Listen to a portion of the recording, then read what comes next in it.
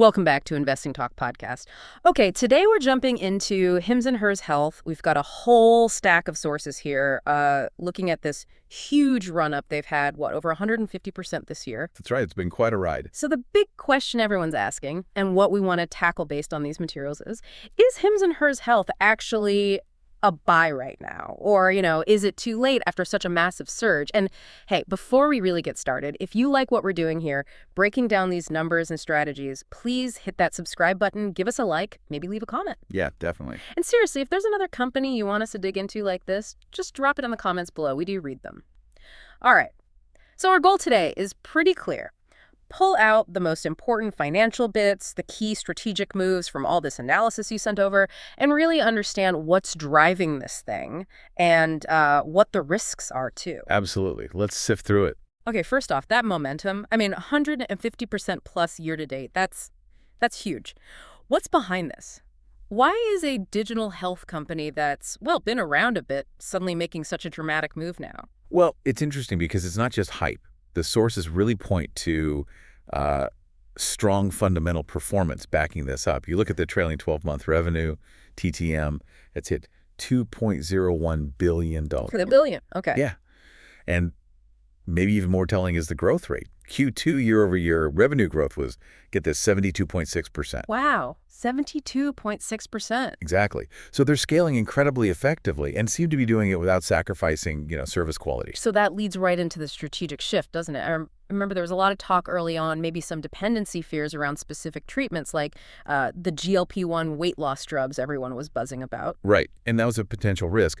But what these analyses show is they've navigated away from that potential dependency quite skillfully. They've really executed what looks like a deliberate de-risking strategy. They've pivoted. They're now a much more diversified digital health platform. Think comprehensive personalized wellness, sexual health, yes, but also mental health, dermatology, even primary care aspect. So broadening the base. Precisely. It mitigates the risk of being tied to one single blockbuster trend or, regulatory change affecting one specific area. So the takeaway for someone looking at this now, this isn't just growth for growth's sake. It suggests real operating resilience. They can pivot, they can scale, and they can do it while watching the bottom line. That's the key message coming through in the recent filings, yes. Yeah. They're showing operating leverage, which basically means, as they add more users, the cost to serve each additional user is going down. Right. And that is the difference between just growing fast and building a sustainable, scalable business. It's a shift from that old growth at any cost mindset we saw maybe a few years ago. Okay, good point. So let's check the engine room then. Profitability. That's always the big question for these kinds of companies that started out focusing purely on growth. Beyond the big revenue numbers, are they actually, making money? And this is where the story gets quite compelling, showing that transition to, let's say, a more mature phase. The profitability metrics really do show a significant turnaround. Okay. Their TTM net income is now $193.60 million. Wow. Okay. Positive net income. Positive, yes. And if you look at that relative to the revenue, it works out to a pretty healthy net margin of about 9.6%. 9.6% for a company growing at over 70%? That's actually pretty impressive. It really is, especially, like you said, for a company that not too long ago was probably burning cash just to get users in the door. It signals really effective cost management alongside that growth. Okay, so TTM earnings per share, the sources say, is $0.79. Given how much the stock has run up, is that 0.979 cent up right now, or is this purely a bet on future growth still? Well, look, you're definitely still paying for future growth, no question. Right. But having that positive current EPS, that $1.79, it gives investors confidence that the underlying model works. Okay. And the analysts cited in these reports, they're projecting continued EPS growth as these newer service lines mature and they get better at, monetizing the huge user base they've already built. It's becoming an earnings story, not just a revenue story. Got it. Okay, zooming out a bit. Market cap is sitting around $13.35 billion. They don't pay a dividend. What does that tell us about their financial strategy? It screams reinvestment. Aggressive reinvestment back into the business. All that capital they're generating or retaining is going straight back into R&D, innovation, expanding their services. Yeah. Which you kind of have to do if you want to dominate in digital health. Right, and debt levels. Relatively low, according to the reports, especially compared to their market cap. So that gives them a lot of flexibility to think big internal projects, maybe even looking at acquisitions down the line if the right opportunity comes up. Okay. And what about competition? What's their moat, so to speak? It seems like it must be more than just, cheaper prescriptions online. Oh, absolutely. The moat is the platform, the Yeah. infrastructure they built. It's one of the dominant direct-to-consumer digital health platforms, not just in the U.S., but also the U.K., and they're expanding globally. And that's hard to replicate. Extremely. Think about the barriers. Years of getting regulatory licenses state by state, country by country. Building consumer trust. This is healthcare after all. And then just the sheer operational scale needed for logistics, fulfillment. A new player can't just spin that up overnight. It takes serious time and capital. Okay, that makes sense. Now, this brings us to what the sources are highlighting as the next big thing, the huge catalyst.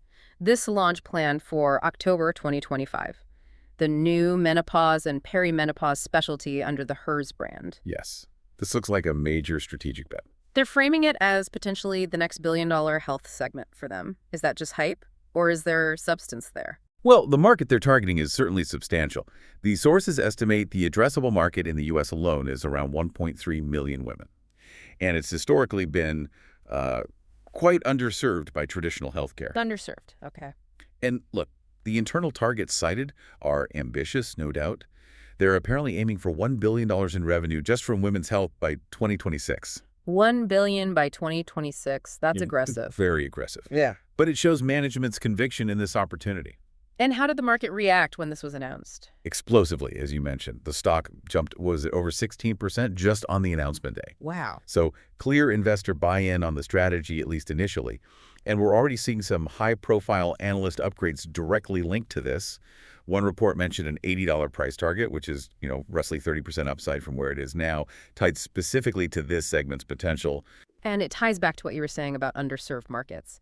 This addresses a real gap, doesn't it, for women going through something that, as one source put it, often gets sort of sidelined by the, quote, outdated healthcare system. Exactly. And they're leveraging their existing strengths, the brand recognition they've built with HERS, the telehealth infrastructure, the regulatory groundwork, and applying it to a market that seems really ready for better, more accessible options. It's efficient too, right? They don't have to build a whole new company for this. That's the beauty of it, leveraging that moat we talked about. They're using their existing platform, their licenses, their tech stack, and aiming it at a new high-value demographic. It seems like a very smart allocation of resources. Okay.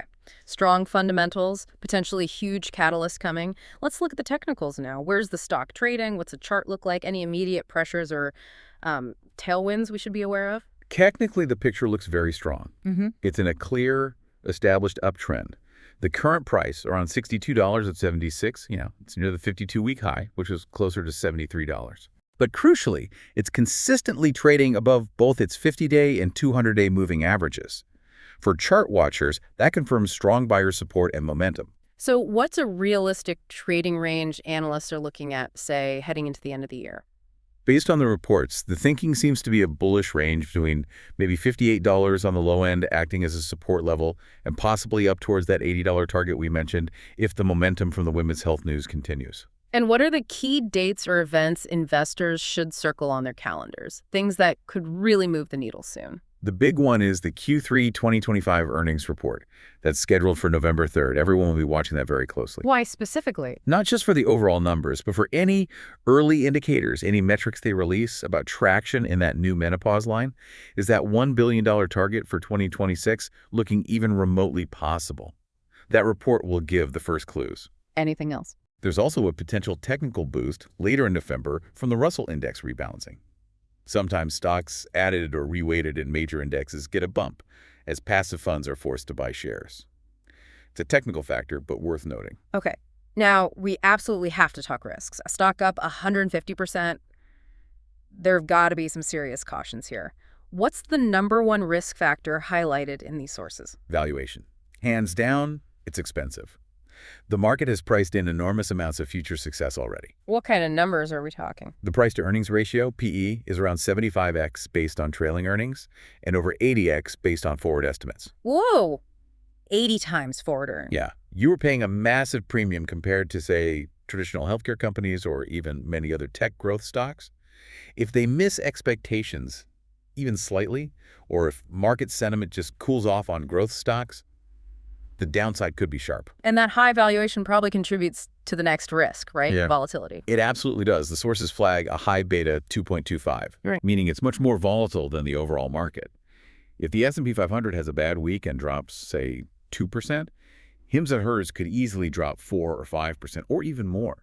It swings harder, both up and down. Okay. High valuation, high volatility. And then there's the obvious one, actually delivering on that huge women's health promise. Execution risk. It's significant. Hitting that $1 billion target depends entirely on getting everything right operationally. Marketing, logistics, patient uptake, managing the supply chain. Capturing those 1.3 million potential users is a huge operational challenge. And if they don't hit it? If they fall short of those ambitious targets, the whole narrative supporting that high valuation starts to wobble. That's why, even with all the positive momentum, the overall analyst consensus cited is still kind of mixed. You see a lot of hold or even reduced ratings. It's mostly due to that valuation concern, not necessarily doubts about the core business itself. Okay, so let's try to pull this all together. We've got strong growth, a successful pivot to profitability, this major strategic bet on women's health, but also significant valuation risk. What's the final synthesized outlook from these sources? The consensus leans bullish overall, maybe an 8.5 out of 10. The justification really rests on that powerful top-line growth, the proven ability to operate resiliently and generate actual profit, those upcoming catalysts like earnings and the product launch, plus strong technical momentum. And you mentioned M&A potential. Right. Creating this potentially massive new women's health segment also just makes them strategically more valuable in the long run. It can make them a more attractive target for a larger healthcare player or even a tech company looking to get deeper into health. So thinking about the listener, who is this stock best suited for right now? Short-term trader, long-term investor? Well, potentially both, but with different mindsets. For a shorter-term trader, the appeal might be playing the volatility around that Q3 earnings report, or maybe news flow on the women's health launch in the next, say, 1 to 3 months. And for the long term? For the long-term investor, it represents concentrated exposure to a major secular trend, the shift to digital healthcare. They're positioning themselves as a category leader in a market that's likely to keep expanding for years. You're betting on that long-term adoption curve. And maybe one final thought to leave people with, something that came up in the speculation mentioned in the sources, it's about partnerships. If this women's health initiative really takes off, they achieve that kind of scale, what does that mean for their relationship with the established healthcare system? Interesting question. Right. Do they eventually get integrated somehow with major health plans? Or do they become so big, so dominant in certain niches that they effectively operate as a powerful alternative outside the traditional insurance-based system, capturing millions of patients directly? That's the bigger, longer-term strategic question to really ponder.